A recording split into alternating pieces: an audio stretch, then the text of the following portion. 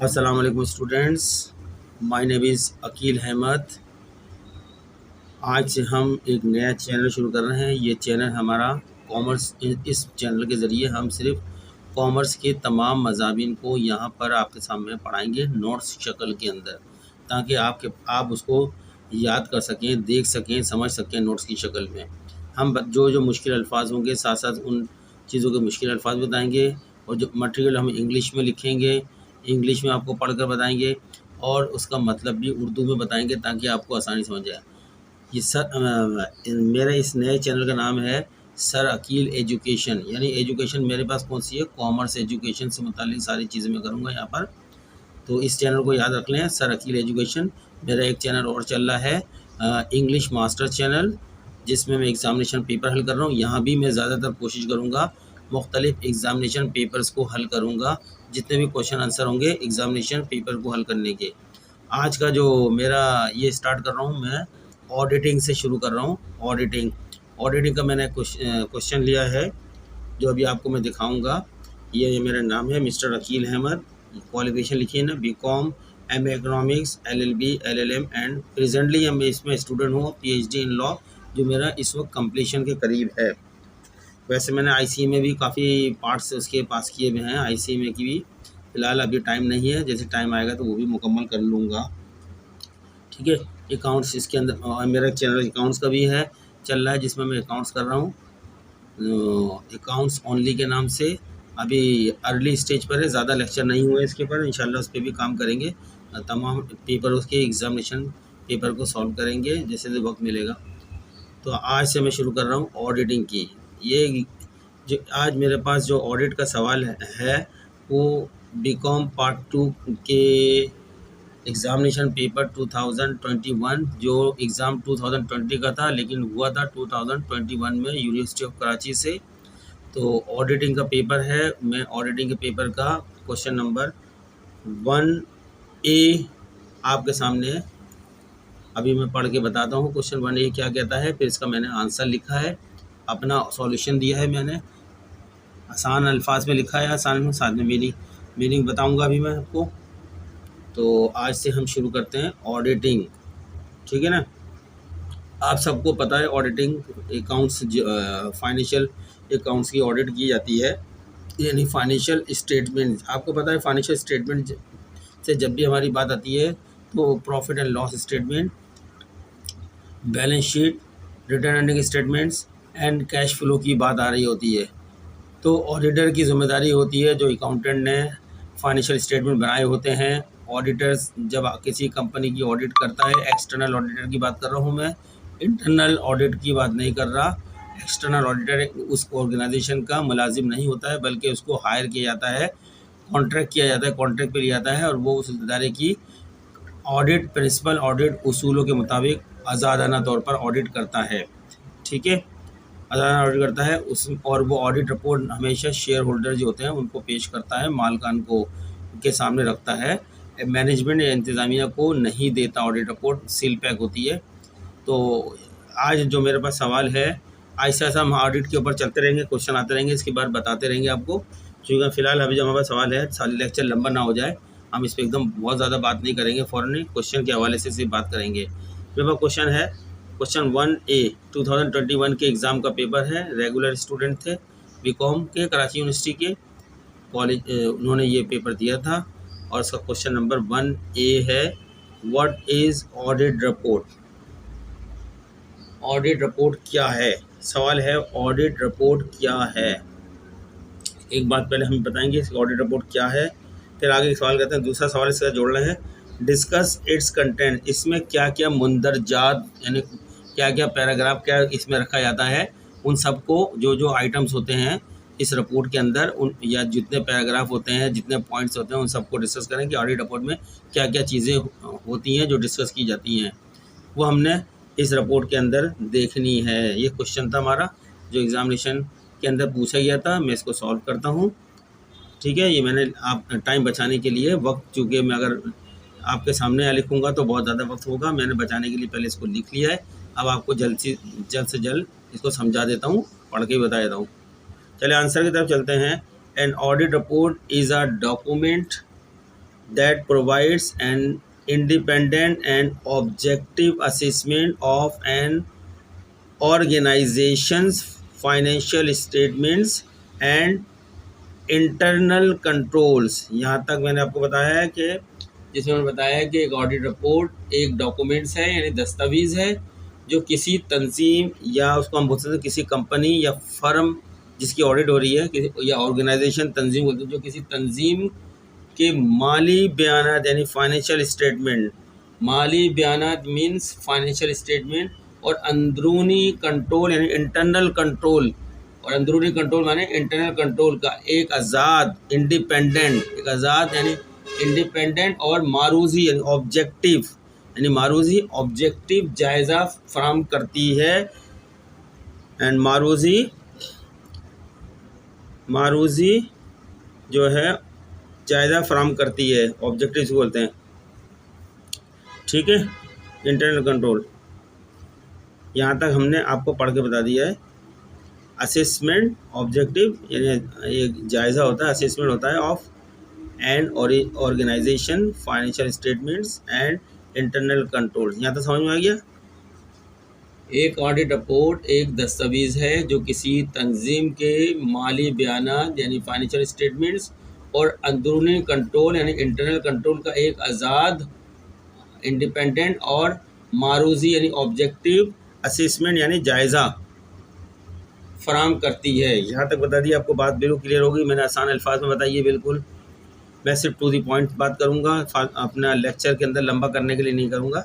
जो बात इसमें लिखी है मैंने वही बताऊँगा। कोई वर्ड मुश्किल होगा तो मैं उसका मतलब बताऊँगा। It is prepared by an independent auditor who has conducted an audit of the organisations financial statements in accordance with generally accepted auditing standard। ठीक है, अब मैंने इसमें ये बात करी है कि ये एक आज़ाद ऑडिटर के ज़रिए तैयार किया जाता है। इट इज़ प्रिपेयर्ड, तैयार किया जाता है बाय एन इंडिपेंडेंट ऑडिटर, एक आज़ाद ऑडिटर के तैयार किया जाता है। यानी ये जो ऑडिटिंग की जाती है किसकी ज़रिए की जाती है, एक आज़ाद यानी इंडिपेंडेंट ऑडिटर करता है इस ऑडिट को। ठीक है, किस चीज़ की ऑडिट करती है, कंपनी या ऑर्गेनाइजेशन के फाइनेंशियल स्टेटमेंट्स की। ठीक है, यहाँ तक। Who has conducted an audit of the organisation financial statement, auditor कौन है, जिसने कंपनी के फाइनेंशियल स्टेटमेंट की ऑडिट की, कंडक्ट का मतलब की गई है, ऑडिट की है। किस तरह की है, in accordance with generally accepted auditing standard, generally accepted auditing standards मायरत रखे गए हैं जिसको सारे मुल्क सब मानते हैं ऑडिट के मायरत, उसके मुताबिक, इन अकॉर्डेंस विद के माने के मुताबिक, जनरली एक्सेप्टेड ऑडिटिंग स्टैंडर्ड्स यानी मायरत के मुताबिक की है ये ऑडिट। ये हमारा क्वेश्चन नंबर यहाँ तक what is audit report, audit report क्या होती है ये हमने एक्सप्लेन कर दिया यहाँ तक ऑडिट रिपोर्ट के बारे में। ठीक है स्टूडेंट्स, आपको समझ में आ गया होगा ऑडिट रिपोर्ट। एक बार और पढ़ देता हूँ मैं, पर से आपको उर्दू में बता देता हूँ। एक ऑडिट रिपोर्ट एक दस्तावेज़ है जो किसी तंजीम के माली बयानात और अंदरूनी कंट्रोल का एक आज़ाद और मारूजी यानी ऑब्जेक्टिव जायज़ा फराहम करती है। जायज़ा से मुराद असेसमेंट फराहम करती है। ठीक है, समझ में आई। यहाँ तक बात क्लियर हो गई।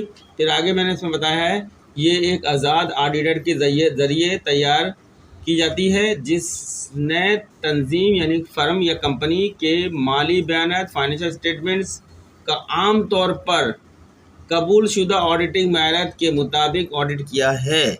तो ये हमारा क्वेश्चन का यहाँ तक व्हाट इज़ ऑडिट रिपोर्ट का आंसर हो गया है। व्हाट इज़ ऑडिट रिपोर्ट क्या होती है। अब डिस्कस इट्स कंटेंट्स, इसमें क्या क्या चीज़ें शामिल होती हैं उसको हम शॉर्टली डिस्कस करते हैं। यहाँ पे 5, 6, 7, 8 चीज़ें होती हैं वो हम यहाँ डिस्कस कर लेते हैं। इस रिपोर्ट के अंदर जो ऑडिटर रिपोर्ट बनाता है वो रिपोर्ट में क्या क्या चीज़ें होती हैं, चलते हैं। The contents of an audit report typically ये लगाया था टी, टिपिकली इंक्लूड, इसमें क्या क्या चीज़ें शामिल होती हैं, क्या मुंदरजात इसमें शामिल होते हैं वो हम बताते हैं आपको। ऑडिट रिपोर्ट की मुंदरजात में आमतौर पर शामिल क्या क्या है, यानी टिपिकली माने आमतौर पर इंक्लूड क्या क्या इंक्लूड है। आप चलते हैं नंबर 1। पहला क्या इसमें इंक्लूड होता है, नंबर 1 टाइटल होता है। पहले ऑडिट का एक टाइटल होता है, द टाइटल ऑफ, नज़र आ रहा है आपको, जिसको उन्वान बोलते हैं उर्दू में। एक उन्वान होता है, उसका नाम जो होता है title. The title of the report usually includes the word independence. Report में एक वर्ड शामिल होता है इंडिपेंडेंट, टू इंडिकेट, क्या जाहिर करता है, that the auditor is not affiliated, मुंसलिक नहीं है, is not affiliated with the organisation being audit. यानी इस टाइटल के अंदर, उन्वान के अंदर एक लफ्ज़ शामिल किया जाता है इंडिपेंडेंट, यानी आज़ाद का, जिसका मतलब ये होता है कि ये जो ऑडिटर जिस कंपनी की ऑडिट कर रहा है उस कंपनी का मुलाजिम नहीं है, उसका कोई भी इस कंपनी से जो है मुफाद नहीं है, वो एक आज़ाद है और अपनी आज़ाद ऑडिट करके रिपोर्ट देगा। हकाइक जो उसको एविडेंस मिलेंगी, फैक्ट्स मिलेंगे, उन फैक्ट्स और ऑडिट जो प्रिंसिपल उसूल होंगे उन सबको अप्लाई करके वो अपनी एक बिल्कुल फेयर रिपोर्ट देगा ऑडिटर। वो इस कंपनी का एम्प्लॉय नहीं होता, याद रख लें। जो एक्सटर्नल ऑडिटर होता है वो जिस कंपनी की ऑडिट करता है उस कंपनी का एम्प्लॉय नहीं होता, उसका कोई मुफाद नहीं होता किसी भी तरीके से उस कंपनी में। इसीलिए जब उसकी रिपोर्ट पर तमाम मालकान कंपनी, तमाम शेयर होल्डर भरोसा करते हैं, क्योंकि उसने जो रिपोर्ट बनाई है वो हकाइक की बुनियाद पर, एविडेंस की बुनियाद पर जो है अकाउंटिंग ऑडिट प्रिंसिपल के मुताबिक बनाई है। ठीक है, अभी जो मैंने पढ़ा है इसको मैं बता देता हूँ उर्दू में। इसमें जो मैंने इसकी ट्रांसलेशन, आपको उर्दू स्टूडेंट्स भी होंगे ट्रांसलेशन करके। अच्छा, नंबर 1 टाइटल होता है ऑडिट रिपोर्ट के अंदर। सबसे पहले उन्वान होता है ऑडिट रिपोर्ट का। उन्वान में क्या बताते हैं, रिपोर्ट के उन्वान में आमतौर पर आज़ाद का लफ्ज़ शामिल होता है। इस उन्वान के अंदर जो आमतौर पर कौन सा लफ्ज़ शामिल होता है, इंडिपेंडेंट, आज़ाद का लफ्ज़ शामिल होता है, जिससे ये जाहिर होता है, टू इंडिकेट दैट, जो ये जाहिर करता है कि ऑडिटर ऑडिट होने वाली तंजीम, यानी जिस कंपनी की वो ऑडिट कर रहा है तंजीम से वाबस्ता नहीं है, उसके साथ वो एफिलिएटेड नहीं है, वाबस्ता नहीं है, उसका कोई मुफाद नहीं है उस कंपनी के साथ, वो आज़ाद है। ठीक है, पहला आपका कंटेंट्स टाइटल था नंबर 1। कंटेंट्स माने इन मुंदरजात, अंदर जो रिपोर्ट के अंदर होते हैं वो सब मुंदरजात होते हैं, जितना पैरास होते हैं। तो पहले टाइटल होता है रिपोर्ट का। दूसरा कंटेंट क्या होता है देखते हैं रिपोर्ट के अंदर। नंबर 2 इंट्रोडक्टरी पैराग्राफ होता है, एक तारुफी पैराग्राफ होता है। उस रिपोर्ट में हमें जो है एक पैराग्राफ तारुफी होता है, इसको हम बोलते हैं इंट्रोडक्टरी पैराग्राफ। पढ़ते हैं, दिस पैराग्राफ प्रोवाइड्स एन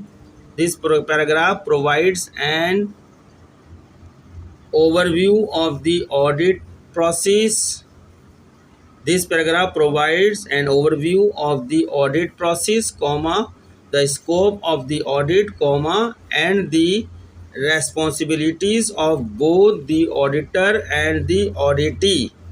ठीक है स्टूडेंट्स, इसकी मैं आपको उर्दू भी बता देता हूँ।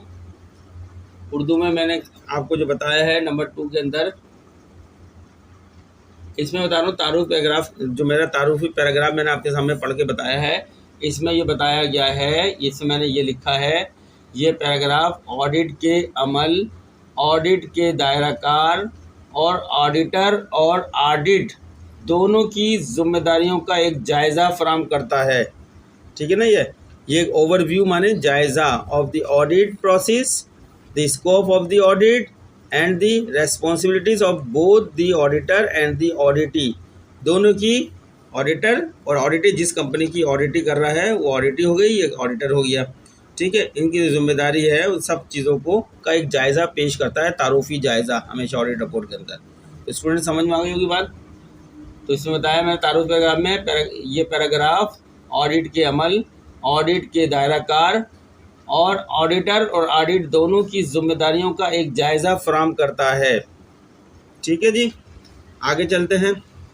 कोई ऐसा वर्ड मुश्किल नहीं है। तीसरा कंटेंट्स क्या है, managements responsibility. Managements responsibility, management की जिम्मेदारी, तीसरा वर्ड है मैनेजमेंट रेस्पॉन्सिबिलिटी, यानी मैनेजमेंट जो किसी मैनेजमेंट की जिम्मेदारी क्या आती है।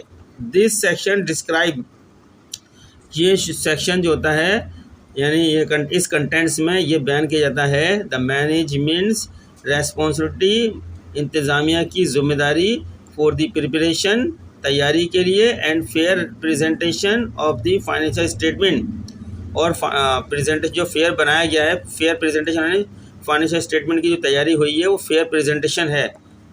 ठीक है, इसमें कोई ऐसा वर्ड नहीं है। रेस्पॉन्सिबिलिटी जिम्मेदारी होती है, मैनेजमेंट्स रेस्पॉन्सिबिलिटी यानी मैनेजमेंट इंतजामिया की जिम्मेदारी होती है, फॉर द प्रिपरेशन तैयारी के लिए, एंड फेयर, फेयर माने दुरुस्त, करेक्ट, अकॉर्डिंग टू लॉ के मुताबिक जो है, जो रूल्स एंड रेगुलेशन के मुताबिक फेयर होता है।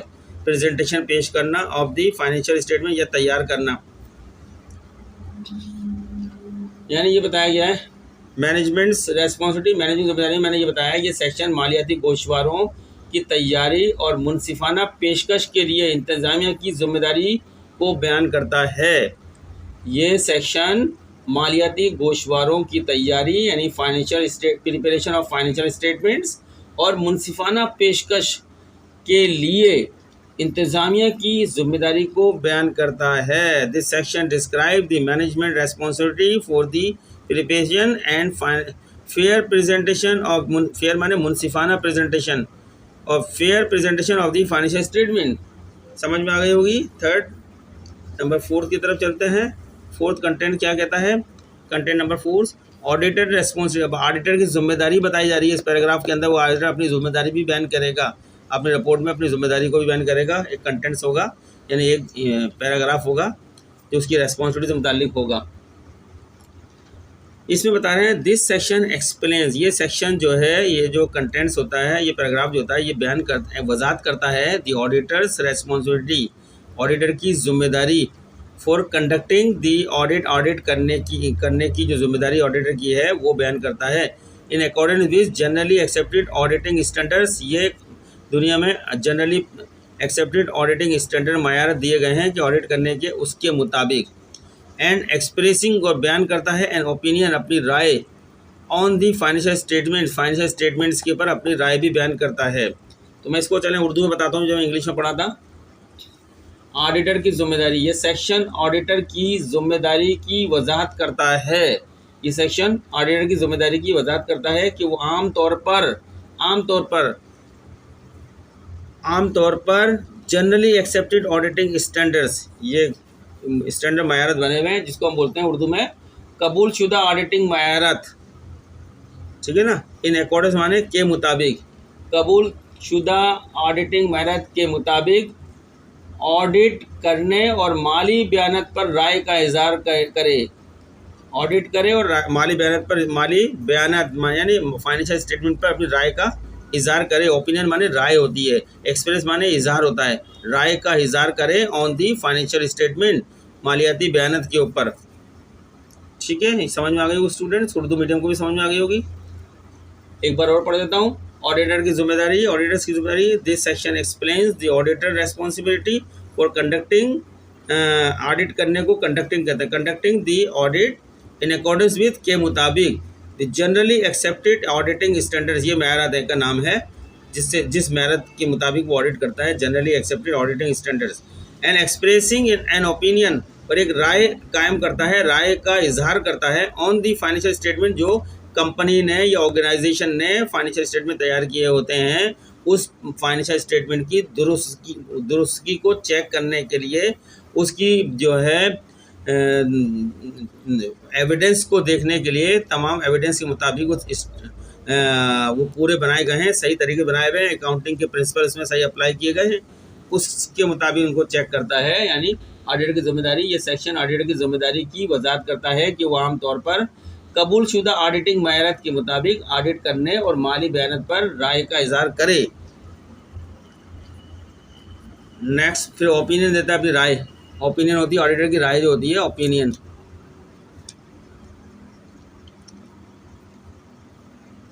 चलें पढ़ते हैं राय। ऑडिटर की राय, जब वो ऑडिट कर लेता है सारी चीज़ें तो फिर एक रिपोर्ट के अंदर आखिर में अपना ओपिनियन देता है, अपनी राय कायम करता है उसके ऊपर, क्या है वो दुरुस्त पाया है, गलत पाया है, क्या उसमें प्रॉब्लम थी, उसमें 2 किस्म की 3 किस्म की रिपोर्ट बना सकता है वो। क्वालिफाइड रिपोर्ट भी होती है।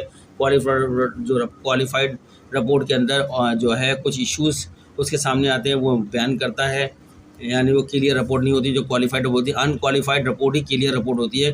किसी कंपनी के फेवर में अगर ऑडिटर रिपोर्ट अनक्वालिफाइड रिपोर्ट देता है तो समझ जाओ वो कंपनी के ऊपर कोई एतराज़ात नहीं है, उसके तमाम फाइनेंशियल स्टेटमेंट बिल्कुल दुरुस्त हैं, बिल्कुल क्लियर है, हर काम फेयर हुआ है, कानून के मुताबिक हुआ। अनक्वालिफाइड रिपोर्ट अगर पेश करता है, अगर वो क्वालिफाइड रिपोर्ट पेश करेगा तो उसके अंदर वो अपने जो जो इश्यूज़ उसके सामने आए वो उनको बयान करेगा। ठीक है। एडवर्स रिपोर्ट यानी मनफी रिपोर्ट भी देता है, उसमें भी बताता है कि ऑडिटर के पास जो है रिपोर्ट जो तैयार किए गए हैं उनकी प्रेजेंटेशन जो है दुरुस्त तरीके से नहीं की, मुनसिफाना नहीं की गई, फेयरनेस नहीं है उसके अंदर। इस तरह की एडवर्स रिपोर्ट भी आती है, क्वालिफाइड रिपोर्ट भी आती है, और अनक्वालिफाइड रिपोर्ट एक किसी कंपनी के लिए फ़ायदेमंद होती है, मैनेजमेंट के लिए, इंतज़ाम के लिए फ़ायदेमंद होती है। ठीक है। बाकी क्वालिफाइड रिपोर्ट और एडवर्स रिपोर्ट में जो है इश्यूज़ वो बयान करता है ऑडिटर्स, उनकी जो है फेयरनेस के ऊपर बात कर रहा होता है वो, कि कितनी हद तक उसकी फेयरनेस में क्या क्या इश्यूज़ आए हैं, क्या क्या गड़बड़ है उसके अंदर। तो हम पढ़ते हैं, this section provides the auditors opinion on the fairness यानी मुनसिफाना सही कानून के मुताबिक fairness of the financial statements in all material respect. तमाम जो है, यहाँ तक मैं आपको इसको ट्रांसलेट कर देता हूँ। ये सेक्शन तमाम मादी मामलात यानी मटेरियल, जो मैंने अभी कहा है ना, मटेरियल रेस्पेक्ट, तमाम मादी मामलात, ये सेक्शन तमाम मादी मामलात में मालियाती बयानात यानी फाइनेंशियल स्टेटमेंट्स के मुनसिफाना यानी फेयरनेस, मुनसिफाना होने पर ऑडिटर की राय फराम करता है। यहाँ तक हो गई। This section provide the auditors opinion, auditor की राय फराम करता है ऑन द फेयरनेस, मुनसिफाना होने पर, of the financial statements in all material respect, तमाम मादी मामलात में जो है ये सेक्शन तमाम मादी मामलात में मालियाती बयान है यानी फाइनेंशियल स्टेटमेंट के मुनसिफाना यानी फेयरनेस, ऑन द फेयरनेस, मुनसिफाना होने पर ऑडिटर की राय फराम करता है। ठीक है स्टूडेंट, उर्दू मीडियम को भी समझ में आ गया होगा, इंग्लिश वालों को भी तो समझ में आ जाता है वो जल्दी। अब आगे पढ़ते हैं, दी ओपिनियन में बी अनक्वालिफाइड, जो ऑडिटर की राय होती है, जो एक्सप्रेस करता है अपनी राय रिपोर्ट के अंदर, अगर वो अनक्वालिफाइड है, उसकी राय अनक्वालिफाइड भी हो सकती है, यानी कंपनी के ऊपर कोई ऑब्जेक्ट नहीं है, जितने फाइनेंशियल स्टेटमेंट बनाए हैं कंपनी ने वो अकाउंटिंग के प्रिंसिपल के मुताबिक बनाए गए हैं, उसके जो है, और उसमें कोई ख़राबी नहीं है, बिल्कुल दुरुस्त है। अनक्वालिफाइड रिपोर्ट में यही बताएगा। अनक्वालिफाइड रिपोर्ट का मतलब मैंने बताया, meaning the financial statements are fairly, मुनसिफाना है, बिल्कुल दुरुस्त हैं, प्रेजेंटेड, जो फाइनेंशियल स्टेटमेंट बनाए गए हैं वो बिल्कुल दुरुस्त बनाए गए हैं। अगर वो अनक्वालिफाइड रिपोर्ट देता है तो उसका मतलब है कि कंपनी के जो इस फाइनेंशियल स्टेटमेंट अकाउंटेंट ने बनाए हैं या कंपनी ने पेश किए हैं बना के इदारों को, सबको, तमाम स्टेक होल्डर को, वो दुरुस्त हैं, उसमें कोई गलती नहीं है, उसमें कोई ऑब्जेक्शन नहीं है। और दूसरी होती है क्वालिफाइड रिपोर्ट भी पेश कर सकता है। क्वालिफाइड रिपोर्ट जो है चूँकि क्लियर रिपोर्ट नहीं होती, इसमें इश्यूज़ होते हैं। इसका मतलब है meaning there are some issues, इसमें कुछ मसले होते हैं, कुछ प्रॉब्लम आती हैं ऑडिटर के सामने ड्यूरिंग दी ऑडिट के दौरान में, कुछ खुर्द-बुर्द गड़बड़ कुछ आती हैं जिसका जवाब जो है ऑर्गेनाइजेशन मांगता है, ऑर्गेनाइजेशन सही तरीके से नहीं दे सकती, तो वो फिर क्वालिफाइड रिपोर्ट में उन इश्यूज़ को मेंशन करता है विद दी फाइनेंशियल स्टेटमेंट्स के अंदर जो इश्यूज़ आए थे। ठीक है, ये होती है क्वालिफाइड रिपोर्ट। इसको मैं कर देता हूँ यहाँ पे ब्रैकेट, मीनिंग हो गई है क्वालिफाइड रिपोर्ट की। आगे एक रिपोर्ट वो एडवर्स रिपोर्ट भी पेश कर सकता है, जैसे अनक्वालिफाइड, क्वालिफाइड, और दूसरी एडवर्स माने मनफी रिपोर्ट होती है। इसके अंदर बता सकता है, इसका मतलब ये होता है the financial statements are not fairly presented. इसका मतलब है उसमें मनफी भी है कि जो फाइनेंशियल स्टेटमेंट उसको पेश किए हैं कंपनी ने, जो बनाए हैं, यानी मालियाती गोशवारे जो बनाए हैं वो दुरुस्त नहीं है, उनमें अकाउंटिंग के प्रिंसिपल के मुताबिक नहीं बनाया गया है, तमाम एविडेंस पूरी नहीं है उसके अंदर, उसमें बहुत सारी चीज़ें रख सकता है, खुर्द-बुर्द है, एम्बेजलमेंट है, सारी चीज़ें पेश कर सकता है इसके अंदर। और या आ डिस्क्लेमर ऑफ ओपिनियन, यानी meaning the auditor was unable to obtain sufficient evidence to express, यानी ड्यूरिंग द जो ऑडिटिंग कर रहा था उस वक्त ऑडिटर जो है इस लायक नहीं था कि वो सफिशिएंट काफ़ी एविडेंस को जो है बयान कर सके।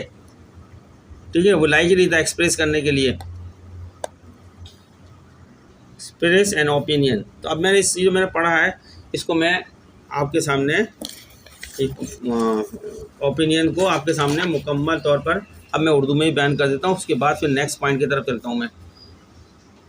ठीक है, मैंने मुकम्मल तौर पर आपको पढ़ के वैसे बता भी दिया है। राय, ओपिनियन में राय होती है। ये सेक्शन तमाम मादी मामलात में मालियाती बयानात के मुनसिफाना होने पर ऑडिटर की राय फराहम करता है। ठीक है, ये मैंने बता भी दिया।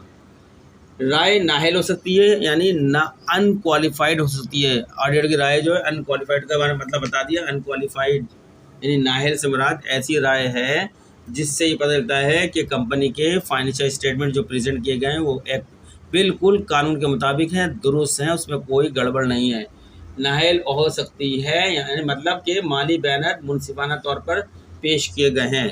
और अहल भी हो सकती है, यानी ऑडिटर की राय जो है अहल भी हो सकती है, क्वालिफाइड भी हो सकती है। इसमें इशू शो करेगा कि मुझे ये चीज़ें मिली हैं, ये गड़बड़ हुई है कंपनी में। अहल का मतलब क्या है, यानी माली बयानात में कुछ मसाइल हैं, कुछ प्रॉब्लम है, कुछ इश्यूज़ हैं, उसके अंदर ये बयान करेगा उन प्रॉब्लम को। और तीसरी जो है मनफी, यानी एडवर्स का लफ्ज़ इस्तेमाल करता है मैंने, एडवर्स भी दे सकता है वो, जिसका मतलब है कि माली बयानात मुनसिफाना तौर पर पेश नहीं किए गए, सही तरीके से बनाए नहीं गए हैं, इसमें कोई गड़बड़ है, अकाउंटिंग प्रिंसिपल सही तरीके से अप्लाई नहीं किए गए हैं, चीज़ों को जो है तितर बितर किया गया है और चीज़ों को गायब किया गया है, वो मौजूद नहीं है, मैनेजमेंट दे नहीं सकी उसका जवाब जिस दौरान में वो ऑडिट कर रहा था। इस तरह की बहुत सारी बातें लिखेगा वो उसके अंदर।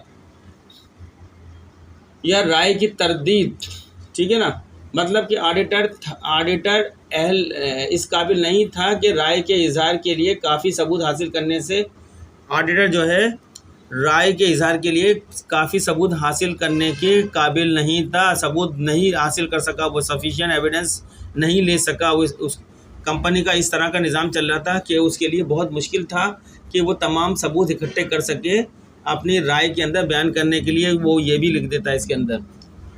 ठीक है, तो नेक्स्ट चलते हैं कंटेंट्स की तरफ।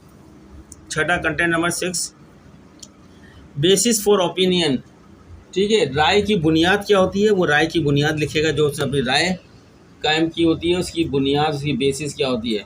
इसमें बताएगा दिस सेक्शन एक्सप्लेन, वजाहत करता है the basis for the auditors opinion, auditor की अपनी राय जो होती है उसकी क्या बुनियाद है। इंक्लूडिंग में शामिल होता है एनी लिमिटेशंस, कोई अगर लिमिटेशंस है और क्वालिफिकेशंस है to the scope of the audit, वो सब मेंशन करेगा इसके अंदर। मैं इसको उर्दू में बता देता हूँ।